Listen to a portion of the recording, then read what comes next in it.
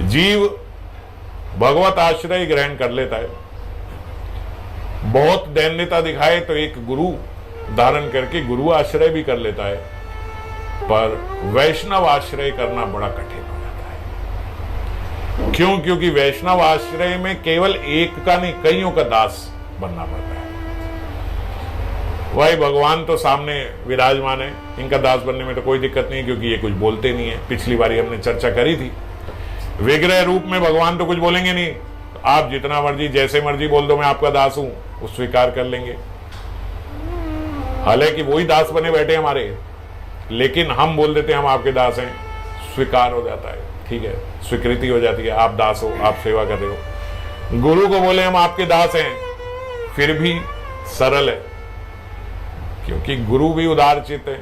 और आज गुरु के एकदम चरण आश्रित होके उनके वपू के समक्ष भी कोई नहीं रह रहा है, तो गुरु आश्रय लेना भी सरल हो जाता है। हाँ, अपने घर बैठे हैं, 2 महीने 6 महीने में एक बार गुरु जी से मिलाए, गुरु आश्रय हो गया, प्रणाम करा, प्रणामी दी, जय हो, आप और बताओ क्या करें, ये शास्त्र पढ़ लेंगे, चलो हो गया गुरु आश्रय, तो सरल है।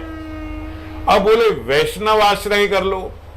अब वैष्णव आश्रय करना बड़ा कठिन है। ये वैष्णव कौन है? ये वैष्णव वो जो सारा दिन मेरे घर में मेरे साथ रहते हैं। ये वैष्णव कौन है?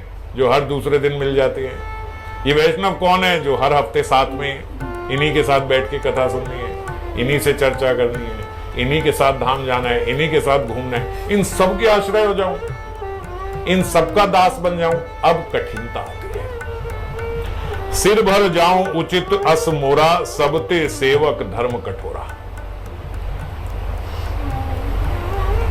बात हमारे लिए बोली जा रही, लेकिन बात भरत जी बोल रहे हैं, जो सबसे बड़े दास है। भरत चरित्र पे तो हम लोग चर्चा कर चुके हैं।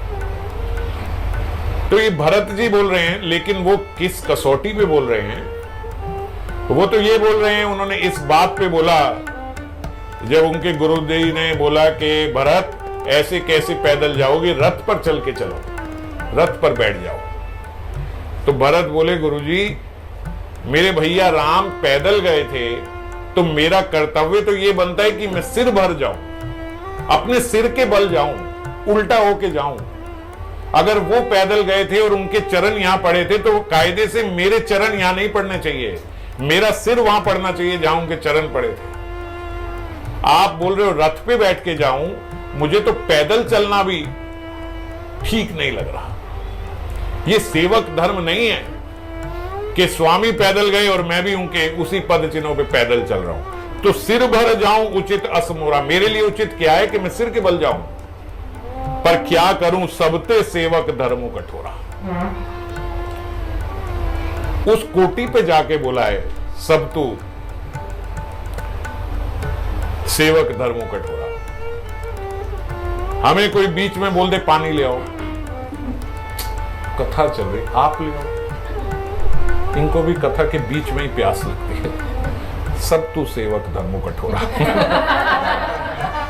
अरे अभी तो पानी मांग लिया तो सेवक धर्म कठोर लगने लगा। भाई किस कसौटी पे जाके बोला था? हम तो बात बात पे ये बात बोल देते हो। देखो तो भरत जी ने भी कह दिया था भैया सेवक धर्म बड़ा कठोर है। किस कोटि पे, किस कसौटी, किस स्तर पे जाके बोला था, उसको समझो। कृपा के लिए केवल विनम्र स्वभाव से आश्रित होना है, बस, और कुछ नहीं चाहिए। आज सरल होना सबसे कठिन है, सबसे कठिन बात है सरल हो जाना। हाँ, वो विनम्रता से आश्रित हो जाओ। अब आश्रित हो जाओ और विनम्रता से हो जाओ, बड़ा कठिन बात है। आश्रित रहें और विनम्र भी रहें। नहीं हम हैं कुछ बोल बाल दे तो भाई क्या हो गया, अब इतना ही तो बोला है तो आश्रित ही कर तो देंगे ही। पर विनम्रता से आश्रित हो जाओ।